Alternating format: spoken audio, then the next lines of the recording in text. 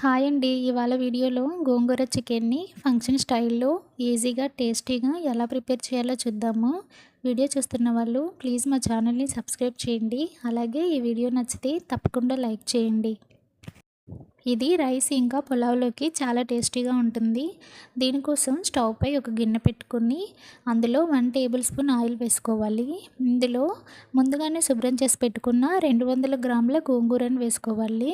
ఇది పెద్ద కట్టెలు అయితే 2 సరిపోతాయి. కొంచెం చిన్నవి అయితే 4 తీసుకుంటే సరిపోతుంది. ఇప్పుడు దీనిపై మూత పెట్టుకొని మెత్తగా ఉడికించుకోవాలి. మనం తీసుకున్న ఈ గోంగూర 1 కేజీ చికెన్‌కి పర్ఫెక్ట్‌గా సరిపోతుంది. ఒకసారి మధ్యలో అడుగు పట్టకుండా కలుపుకోవాలి. తర్వాత మూత పెట్టుకొని ఈ విధంగా మెత్తగా ఉడికించుకొని గరిటెతో మ్యాష్ చేసుకొని పక్కన పెట్టుకోవాలి.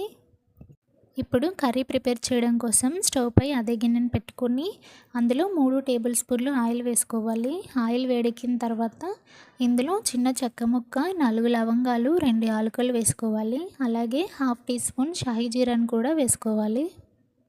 ఇవి కాస్త ఫ్రై అయిన తర్వాత ఇందులోకి 1 కప్పు సన్నగా తరిగిన ఉల్లిపాయలను వేసుకోవాలి.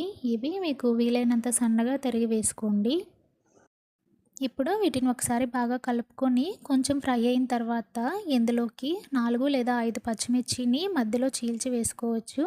నేను ఇక్కడ ఘాటు పెట్టి వేసుకున్నాను. అలాగే కొంచెం కరివేపాకును కూడా వేసుకోవాలి. ఇప్పుడు 1 నిమిషం పాటు ఆనియన్స్ని ఫ్రై చేసుకొని ఈ ఆనియన్స్ కొంచెం కలర్ చేంజ్ అయ్యాక ఇందులోకి 2 టీ స్పూన్ల వరకు అల్లం వెల్లుల్లి పేస్ట్ వేసుకోవాలి. ఈ అల్లం వెల్లుల్లి పేస్ట్ని ఫ్రెష్గా ప్రిపేర్ చేస్తే మంచి టేస్ట్ ఉంటుంది. మీకు వీలైతే ఫ్రెష్గా ప్రిపేర్ చేసి వేసుకోవడానికి ట్రై చేయండి. ఇప్పుడు అల్లం వెల్లుల్లి పేస్ట్ని బాగా ఫ్రై చేసుకొని ఇందులోకి 2 సన్నగా తరిగిన టమాటోలను వేసుకొని ఒకసారి కలుపుకోవాలి. అలాగే ఇందులోకి 1 టీ స్పూన్ వరకు కల్లుప్పు లేదా సాల్ట్‌ని వేసుకోండి.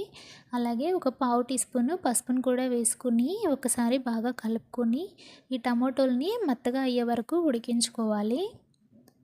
ఇప్పుడు ఇందులోకి 1 కేజీ చికెన్ని శుభ్రంగా కడిగి వేసుకోవాలి. చికెన్ని కడిగేటప్పుడు కొంచెం సాల్ట్, కొంచెం పసుపు కూడా వేసుకుంటే ఎలాంటి నీచు వాసన ఉండదు. ఇప్పుడు దీన్ని బాగా కలుపుకొని ఒక 2 లేదా 3 నిమిషాలు మూత పెట్టుకొని ఉడికించుకోవాలి. ఇప్పుడు 3 టీ స్పూన్ల వరకు కారం వేసుకోవాలి. ఈ కారం 1 కేజీ చికెన్‌కి కరెక్ట్‌గా సరిపోతుంది. మీకు స్పైస్ ఎక్కువగా కావాలనుకుంటే ఇంకాస్త కారం ఎక్కువ వేసుకోవచ్చు.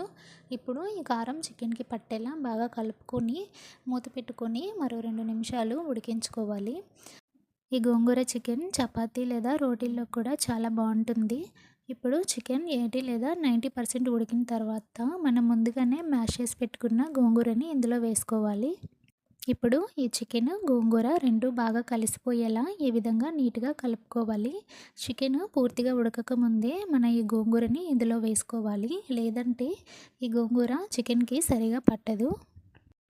ఇప్పుడు ఇందులోకి 1 టీ స్పూన్ ధనియా పౌడర్, అలాగే 1 టీ స్పూన్ గరం మసాలాను వేసుకోవాలి. అలాగే కొంచెం కొత్తిమీరని సన్నగా తరిగి ఈ విధంగా శుభ్రంగా కడిగి ఇందులో వేసుకోవాలి. వీటన్నిటిని ఒకసారి కలుపుకొని ఇందులోకి మన కన్సిస్టెన్సీకి తగినట్టుగా ఒక పావు కప్పు వరకు నీళ్ళని యాడ్ చేసుకోవాలి.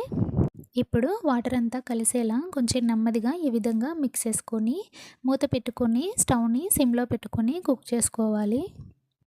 అలాగే సాల్ట్ ఇంకా కారం కూడా చెక్ చేసుకొని ఏమైనా తక్కువగా అనిపిస్తే యాడ్ చేసుకోవాలి.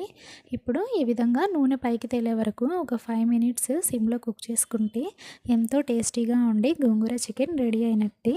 ప్లీజ్ వీడియో నచ్చినట్టయితే తప్పకుండా లైక్ చేయండి. ఛానల్‌ని సబ్స్క్రైబ్ చేసుకోవడం మాత్రం మర్చిపోవద్దు.